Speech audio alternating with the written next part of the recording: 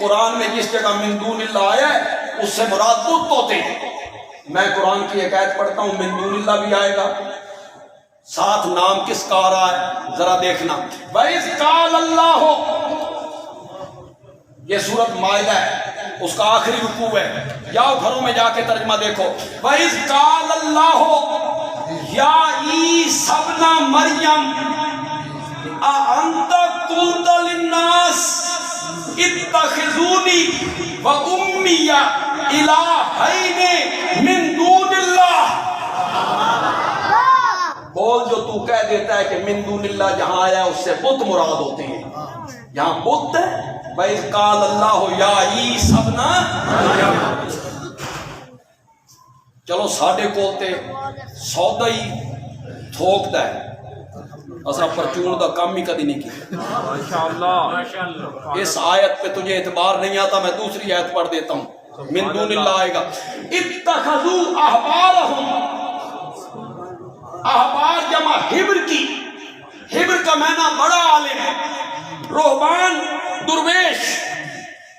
اتخذوا احبارہم، احبار بہت بڑا عالم، رہبان درویش گدی نشین پیر، انہوں نے بنا لیا اپنے اپنے علماء کو اور اپنے اپنے پیروں کو اربابا من دون اللہ۔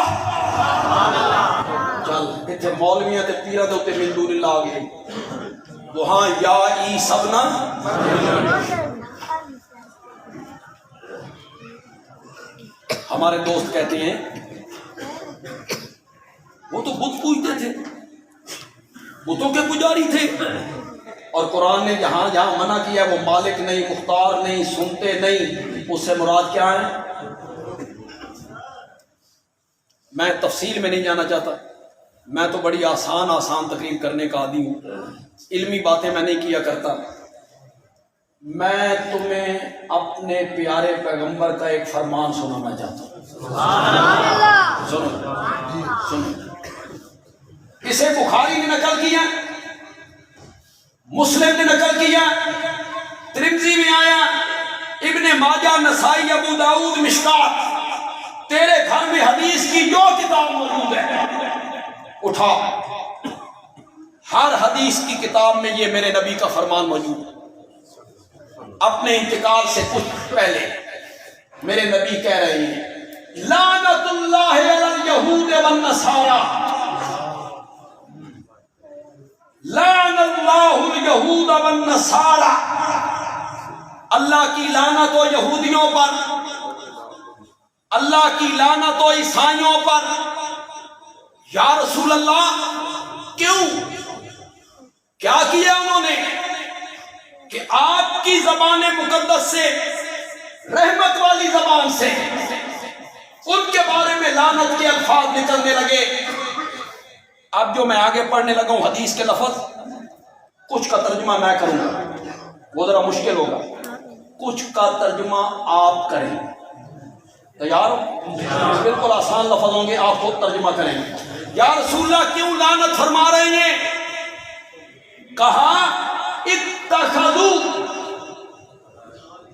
انہوں نے بنا لیا، یہودیوں نے، عیسائیوں نے بنا لیا قبور انبیاء، کرو مانو، شاباش کرو مانو، انہوں نے بنا لیا اپنے اپنے نبیوں کی قبروں کو مساجد۔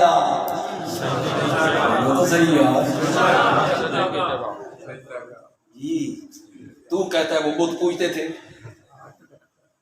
قرآن نے بتوں کی پوجا سے منع کیا ہے، ہم تو بت نہیں پوجتے، یہ آیتیں ہم پہ فٹ نہیں ہوتی۔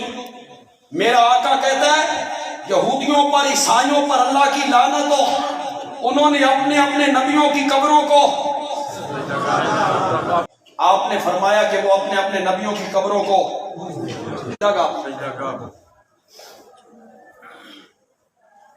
اتخذو کا لفظ دیکھوں، پھر آگے مساجد کا دیکھوں، ایک اور معنی بھی کر سکتا ہوں، انہوں نے اپنے اپنے نبیوں کی قبروں کو بنا لیا مسجدیں۔ قبروں کو کیا بنا لیا؟ کیا مطلب؟ جڑے کم مسیت کرنے سن یہ مانا بھی پختہ بنانا تھا اللہ کے گھر کو، پختہ بنایا، غلاف ڈالنا تھا بیت اللہ پر، غلاف ڈالا، خوشبو لگانی تھی مسجد میں، اگربتیاں جلائیں وہاں،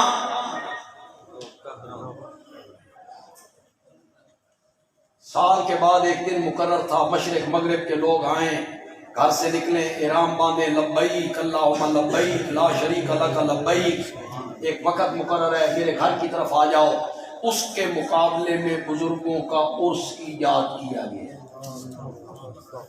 جی،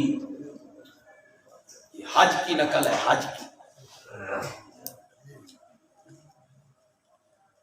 کوئی تعظیم اللہ کے گھر کی نہیں جو قبروں کے خرچ ہو۔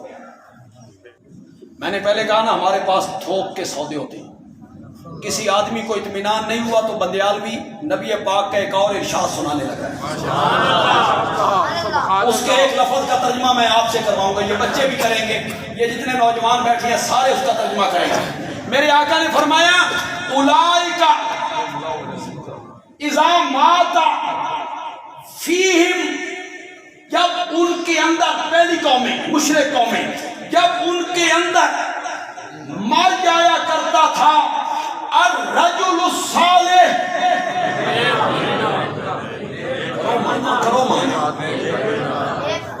تم تو بڑی پوکھری سی زبان بنا کے کہتے ہو وہ بت پوجتے تھے، میرا آقا کہتا ہے اولئک اذا مات فیہم الرجل الصالح، جب ان کے اندر کوئی نیک بندہ فوت ہو جایا کرتا تھا، بنوا علی قبرہ مسجدا وصوروا فیہ تلک الصور، اس کی قبروں کو سجدہ گاہ بناتے تھے اور وہاں اس بزرگ کی تصویریں لٹکا دیا کرتے تھے، تصویریں لٹکا دیا کرتے تھے۔ اور کوئی سوچ رہے ہو، سمجھ رہے ہو کہ کوئی نہیں سمجھ رہے؟ آج دیکھتے ہو تصویریں کہ نہیں دیکھتے؟ لگی ہوتی ہیں کہ نہیں ہوتی؟ کیسا نقشہ کھینچا میرے نبی نے، وصوروا فیہ تلک الصور اولئک ھم شرار الخلق عند اللہ، اللہ کی پوری مخلوق میں سے سب سے شریر لوگ یہی لوگ۔ کون؟ الرجل الصالح کی قبروں کو کیا بناتے تھے؟ سجدہ۔